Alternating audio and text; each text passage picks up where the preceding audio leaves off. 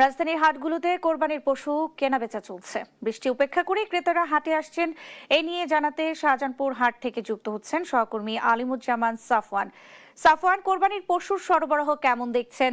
দাম নিয়ে ক্রেতা বিক্রেতারা কি বলছেন জানাবেন। এই মুহূর্তে শাহজাহানপুর হাটে রয়েছে এবং কিছুক্ষণ আগে যেটি বলছিলাম যে বৃষ্টির জন্য কিন্তু হাটে ক্রেতা অনেকটাই কম ছিল, তবে এখন কিন্তু আমরা দেখতে পাচ্ছি যে কিছু ক্রেতা হাটে আসতে শুরু করেছেন। তবে আজকে থেকে 3 দিন বাকি রয়েছে ঈদের, তো এখন পর্যন্ত যে পরিমাণ কেনাবেচা হওয়ার কথা রয়েছে সেই পরিমাণ কিন্তু কেনাবেচা এখন পর্যন্ত আমরা দেখতে পাচ্ছি না।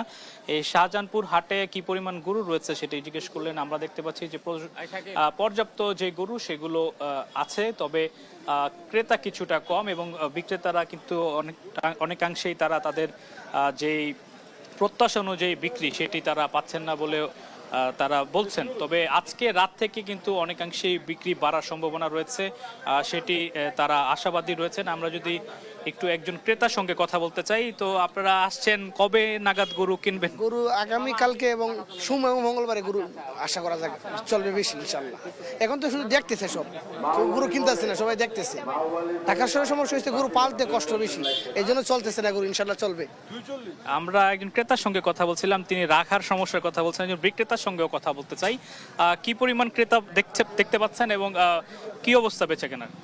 বেচা কেনার অবস্থা তেমন সুবিধা না। ক্রেতারা আসতেছে, দেখতেছে, যাইতেছে, কিন্তু দাম বলতেছে আবুল তাবুল।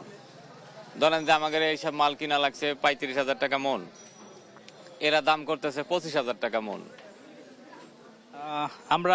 আমরা শুনছিলাম ক্রেতা বিক্রেতার কথা। তো ক্রেতারা বলছেন যে তারা আগামী কাল থেকে গরু কেনা শুরু করবেন এবং বিক্রেতারা বলছেন তারা তাদের আশানুরূপ তারা দাম এখন পর্যন্ত পাচ্ছে না। তো ন্যান্সি, আমার কাছে শাহজাহানপুর হাট থেকে এখন পর্যন্ত এই ছিল সর্বশেষ।